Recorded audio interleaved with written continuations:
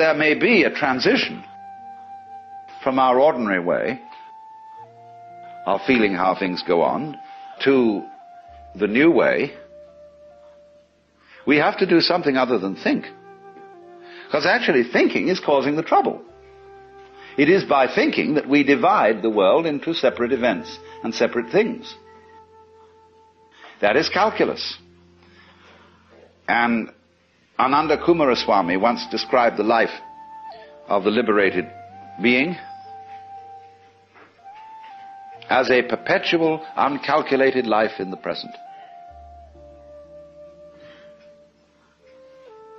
And you say, wow, I don't think I could do that. That saying of Jesus in the Sermon on the Mount, be not anxious for the morrow. The uncalculated life. If God so clothe the grass of the field, will he not much more clothe you, faithless ones? And I've never met a preacher yet who would really take that up. They all say, well, of course, that's too hard a saying for most of us. It's not practical. Everybody has to take thought for the morrow and calculate. Well, at this point, people can go in two directions. There's one class of people who will say, all right, let's live the uncalculated life. Let's not make any plans. And before you know where they are, they're living in a filthy pad and scrounging around and living on petty thievery and so on. This is the usual thing. This is got into it the wrong way. The first thing to do is, just as I said,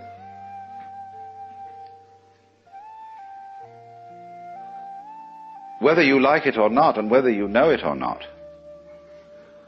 the relationship between you and the environment is always one that is harmonious.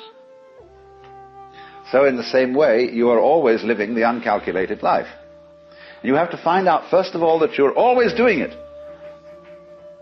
And that what you call your calculations, and the things you did, were funny little rationalizations. In other words,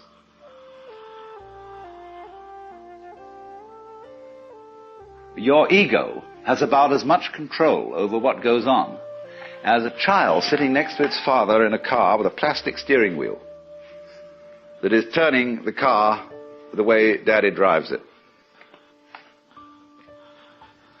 Because, as I pointed out, most of the functions, most of the goings-on in you, around you, the circumstances of life, have nothing to do with your ego at all.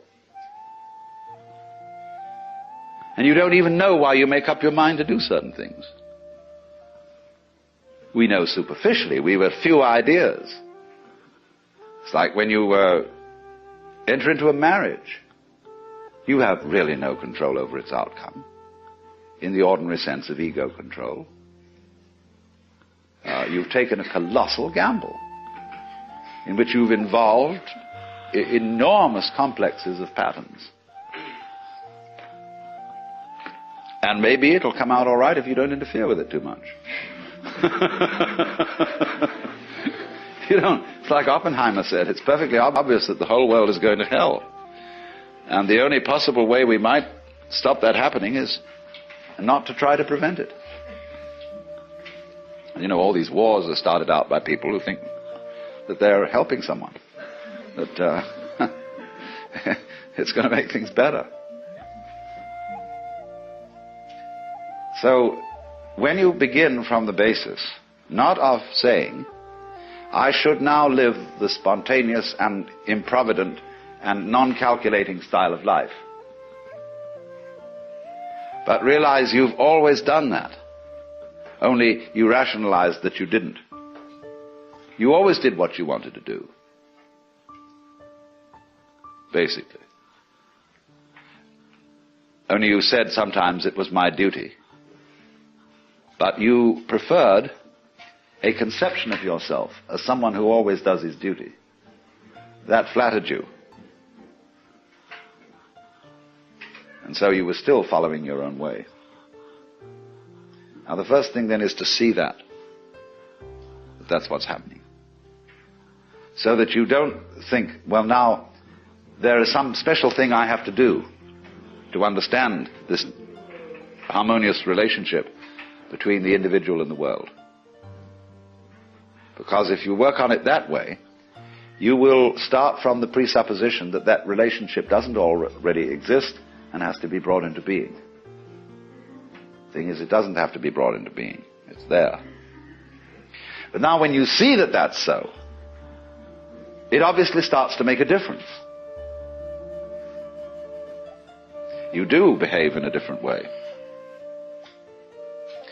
But the behavior, the new kind of behavior that is a result of a transformation, is not forced behavior. When you try to imitate the way a saint behaves, you have made a forced change, and you know all forced behavior is phony. It's like someone saying, I love you, I love you, I love you, when you don't. You feel you ought to, but you don't really. And there's something, it doesn't ring true. Well, think of the poor Lord, listening to all the prayers of all those people, saying, I love you, Jesus. And he knows they don't. No, they're just saying this because they think they ought to. And they're very trying. So, whenever you do a thing like that, you see, you make a forced change. Now, if the change is to happen in the same way that a seed at proper season breaks open and sends up a shoot, see, it comes from the whole force of life itself.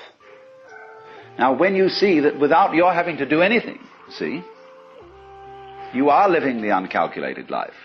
And you're only pretending you're calculating it and arranging it. Then, as it were, you will have a grasp of the total situation.